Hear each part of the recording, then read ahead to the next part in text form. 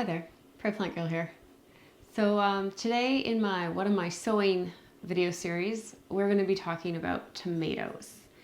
And I have several types of tomatoes that I like to grow in my yard every year, and I'm going to have a few new varieties this year. And then I have one special plant that technically isn't a tomato, but I think it'll work to throw it in here. So we're going to talk about that at the end. So let's get started. The first tomatoes I'm going to talk about are the larger slicer tomatoes. Some of these will be more of a beefsteak type, and some are just more of a large, nice slicer tomato. But they're all some of those nice, big, meaty, juicy, lovely tomatoes that I think a lot of us think of when we're thinking of making sandwiches and adding into slicing up to eat fresh and things. So these are kind of my top ones right now that I'm going with for this year.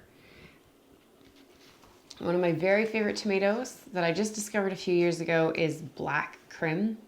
It's a gorgeous big, it's kind of a beefsteak variety, but to me a beefsteak tomato is mealy. I don't want to call these a beefsteak. I know they kind of have that look to them when you slice them open, but these have a much nicer texture than any of your typical beefsteak tomatoes.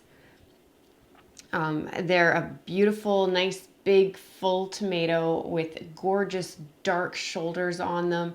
They'll kind of start out with a green shoulder, and then they turn kind of purple and almost black. And when I first started growing these, I found it difficult to know when to pick them, because when they're nice and red and you think they're ready, and you give them that little kind of squeeze test and they feel ready, they're not ready yet. So you need to wait. And that's the hardest thing with these tomatoes, is relearning every year when to pick them, I think. Because they almost need to have just a little more give than I would normally leave a tomato for. And then they get this really beautiful dark color. They have a nice, they have a gorgeous sweet flavor that's balanced off with some acid, and they even have a saltiness to them that you don't always find in a tomato. And being a black tomato, I don't know, the dark tomatoes tend to have kind of almost a smoky undertone to them, and these definitely have that. These are a medium to large tomato. They need to be staked, and they'll get you some nice sized fruit. Last year I grew one that was 318 grams. Very nice tomatoes. I would highly recommend trying them if you haven't. The next one I have here is the Japanese black Trifele, and I tried these for the first time last year, and I would say that they're very similar to the black Krim. I only have a few seeds left in here, maybe half a dozen. So I'll be trying to get those going. They're a nice tomato. They're a different shape. They have that same kind of rich coloring of the black Krim, but they're more of an oblong kind of a tomato. They also are a potato leaf tomato plant. So they don't have that typical tomato leaf look. Their leaves look more like a potato leaf. And so it's really interesting. I'd never grown a tomato plant with leaves like that before, and I did find it kind of fun to see them in my tomato patch. So these again are a staking tomato, and they'll grow you some nice sized fruit. And again, they'll have those same kind of smoky, acidic kind of qualities of those dark shouldered tomatoes. This one is the Manitoba Tomato. I have been growing this for more years than I can remember in my garden. I always have at least a couple of plants in my garden. They're a good all-round tomato. I use these in all sorts of things, right from, they're great in sauces, but they're also great just, slicing and having on the plate or in a sandwich. I was passing a lot of these over my garden fence last summer, and my neighbors were really saying how much they enjoyed them just in a tomato sandwich. They're great, just that classic tomato flavor. They're not too seedy or too juicy, but they're also not dry and mealy. They're just a really nice all around tomato. And a bonus for me here is these were developed in Manitoba. So very similar climate to where I grow in Saskatchewan here. And they are early maturing, and they're a bush variety, but they are a heavy producer. So they're just a nice one to have in my garden, and usually some of the first tomatoes that I'm going to get in this season. So I always have some of those. The next one is Mortgage Lifter. And again, I just have probably half a dozen seeds in here. Tried these the first time last year, and I will be trying them again this year. I'm on the fence about what I think of these tomatoes. They're very pretty tomato. They're like almost have like a pinkish hue to them. Like you think they're red until you put them up against a red tomato. Like you put them up against these Manitoba tomatoes. These are definitely a pinker tomato. They are a big tomato. I'm just looking, I wrote it down. 622 grams was the largest Manitoba tomato, I'm sorry, Mortgage Lifter tomato that I picked last summer. It was huge. In fact, you will see it in my little thumbnail for my channel. So you can see it has kind of a unique color, and they grow a big size. They're not all that big. Some were more of a medium-sized fruit. Some were very large. It grew a pretty good amount of fruit on it. They have a good texture. They're said to be low acid. I've even read some sites say that you shouldn't use them for canning and that. Now I did, but I had them mixed in with lots of other tomatoes, you know, so I had lots of acid still in the things that I was preparing. But they're not, I didn't find the flavor overly amazing, but I like to give things another, you know, try or two. Could have been the weather or something, or, you know, like the black Krims, maybe I just wasn't quite picking them at the right time. So I'll continue to try them. I should get a couple plants this year, give them another go, and just see what I think after that, whether I want to continue to put them in my garden. These are a staking tomato. They get tall, and they carry fruit. They'll produce fruit right up till frost for you. Honestly, in my climate, most tomatoes produce, once they start producing, they produce right till frost because we just have a short climate. The next tomatoes that we're going to talk about are those kind of paste tomatoes. Those classic kind of plum-shaped tomatoes that tend to be more meaty, less seedy, less juicy, and therefore are good for making like pastes and sauces and canned tomatoes because of that texture. The first one here is the Roma. It's VF, and it's just a basic Roma variety. And this is one that I've grown for a lot of years. There's nothing super exciting about it. It's kind of a small to medium sized fruit, and it tends to produce quite a bit for me. And this is just what I used to buy all the time when I can easily get these seeds anywhere here in town. I don't have to order them, and they've always produced consistently well for me, so I've just been growing them. But last year I decided it was time to branch out and try some new things. And I'd heard about the San Marzano a lot, and it was supposed to be superior to the Roma, just the basic Roma. And so I thought I'd give it a try. It was a good tomato. It had, you know, good flavor as far as paste tomato goes. Again, you're not growing them to put in a sandwich or have on the side of your plate, really. That's not what they're for. They are bigger than the Romas that I was growing before. They're kind of a medium-sized fruit, and they're longer and thinner, and they actually had a pointy end on them. So I could really definitely tell the difference between the two Romas that I was growing last year. I could pick them, and I knew which was which in my basket, which sometimes with tomatoes, I find it can be a little bit trickier to tell, but there's definitely a distinct look between the two types. I'm not sure if they produced as many as the other variety, but they were a good tomato, and I have, I think, like 3 or 4 seeds in here, so I'll start them and we'll see where they go. I'm going to try the Amish Paste tomato for the first time this year. These, from what I read everywhere, are supposed to be the best flavored paste tomato. Let me know if you've had these, what you think of that claim. But they're supposed to be a nice, large paste tomato that has superior flavor. they're also supposed to have a lot of seeds, which I find sometimes seedy tomatoes have almost a bitterness to them. So we'll see what I think of that. And then again, when you're making paste and things, you don't always want all those seeds in the paste. So I'm not sure how well they'll do for that. But we'll see. It's worth a try, and I'm going to try them this year. This is the Elizabeth Roma tomato, and the write-up for it gives me the impression that maybe it was created by I think it was the mother of maybe someone that's associated with this company. I couldn't find any information on it anywhere else but with this company. This is T&T Seeds out of Winnipeg, Manitoba.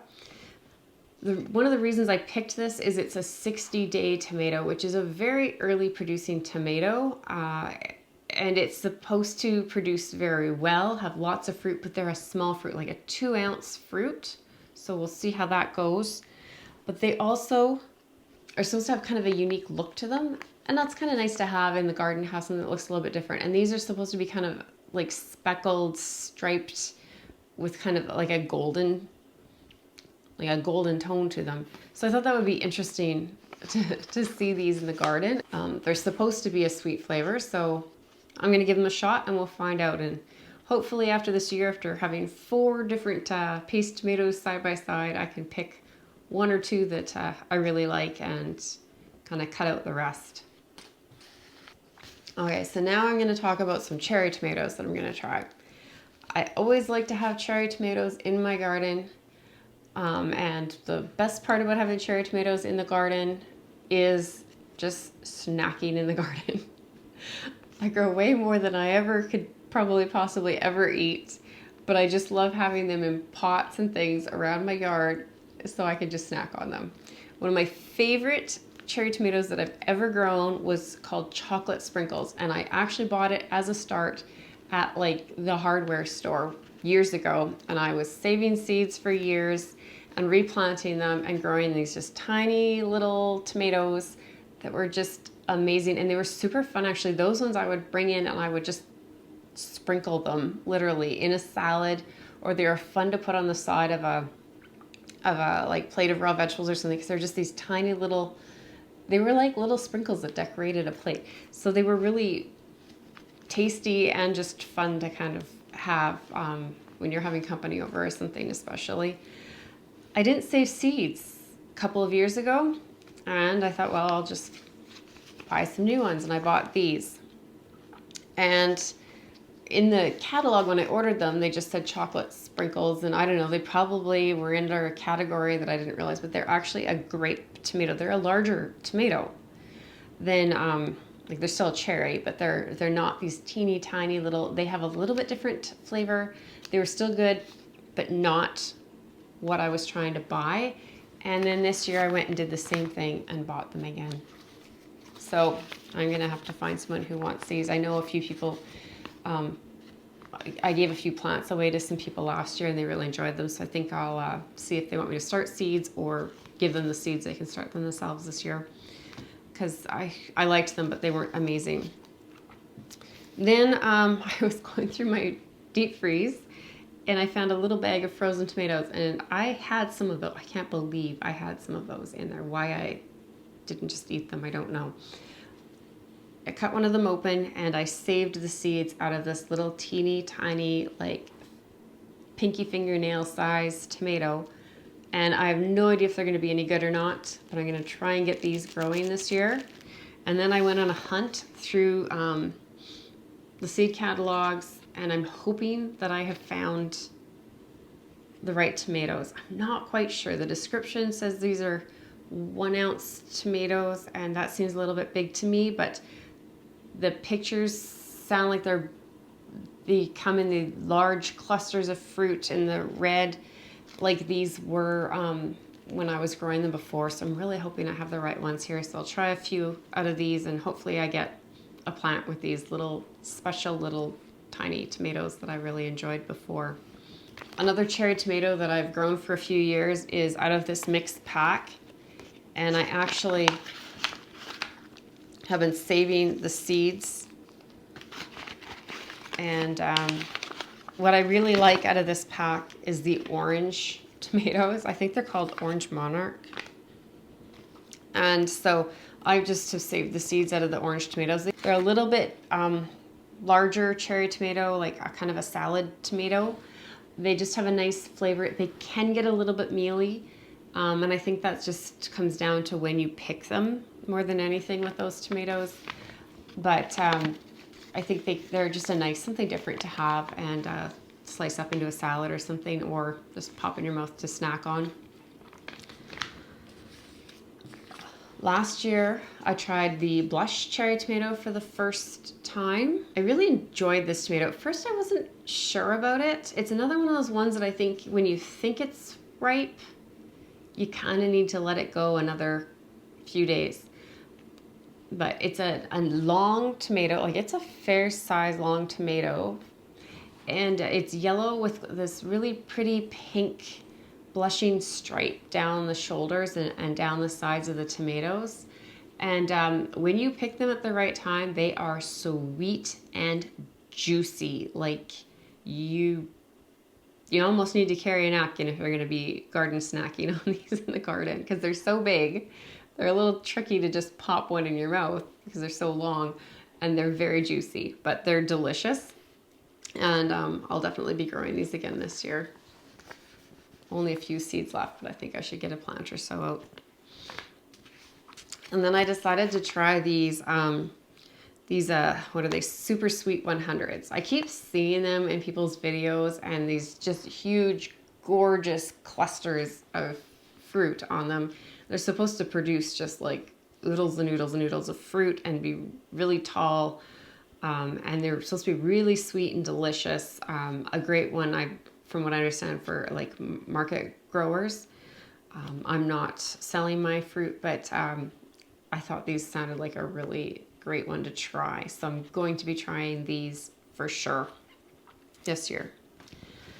So it looks like I have about 12 varieties of tomatoes that I'm going to be trying to get started this year. Some of the seeds a little bit on the old side, so there's a chance some of these aren't going to produce good plants for me, but I'll see what I can get. Usually tomato seeds last for a very long time, so I'm not too worried about it.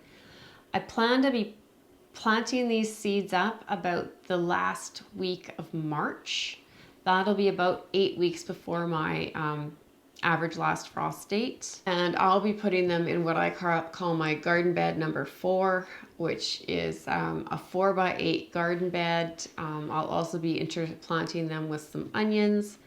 And then I plan to put a few of these plants into my little cold frame greenhouse kind of thing, just in pots.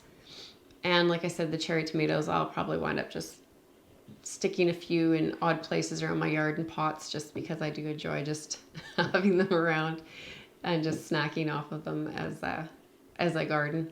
So that's where I'll be putting those.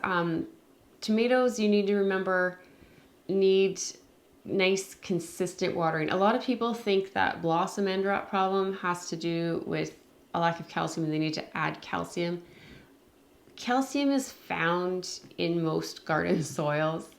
It's not that there's a lack of it so much. It's not that they need the magnesium. They don't need Epsom salts. They don't need eggshells. They don't need all these extra things. What they need is deep, consistent watering so the plant can uptake the nutrients out of the soil and get it into the plant.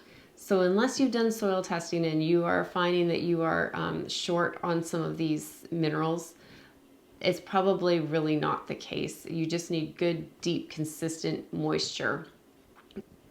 So you want to look for a fertilizer with a high phosphorus for the first month or help to get the plants really well established. And then after that, you could just go in with just a regular all-purpose balanced fertilizer. So if you really want to be doing some fertilizing, that's kind of what you want to be looking for. I would also highly recommend mulching your tomato plants. They really enjoy, they're heavy feeders, and like I said, they like a nice consistent watering. So getting the water going and then getting that mulch on top, and I like to mulch with compost, and then as it's watering, it's kind of washing the nutrients and replenishing the soil. You also need to be staking a lot of your varieties, you need to look and see. They'll be, kind of have different terms. You can have bush type, staking type, determinate, indeterminate, and if you're not sure what those mean, the bush or determinate type, they are a smaller plant and they tend to grow out a lot. You can let them just kind of grow into like a small bush kind of shape, lots of different shoots, and they'll produce and set most of their fruit kind of in a shorter period of time. The indeterminate staking type variety are those plants that are going to go like 3 to 10 feet tall, and most gardeners will put them on a tall stake, and you'll tie them up and you'll kind of keep them to one main stem going up and let them produce fruit off the side, and they'll just keep producing fruit and going higher and higher and higher, producing fruit for many, many months. That's kind of, how you know the bush or determinate type. You could get away with a tomato cage, or a strong kind of support structure for them that's just lower to the ground. And the determinate or staking variety, you're going to want a nice tall stake and some sort of soft ties that you can be tying them to the stake and supporting them that way. And again, just lots of good, consistent, deep watering, and you should have good, strong tomatoes. The next thing, like I said, I had one more thing that's technically not a tomato, but it's in that nightshade family that tomatoes are in, and they kind of have that tomato look, and they're a fruity kind of thing. I'm really excited about them, and that is ground cherries. Ground cherries, I've never grown before, and it's my understanding they're kind of a small, bushy kind of plant, and they set fruit in kind of a papery husk, and then you peel the husk back, and there's this little round, almost like a cherry tomato looking little fruit inside.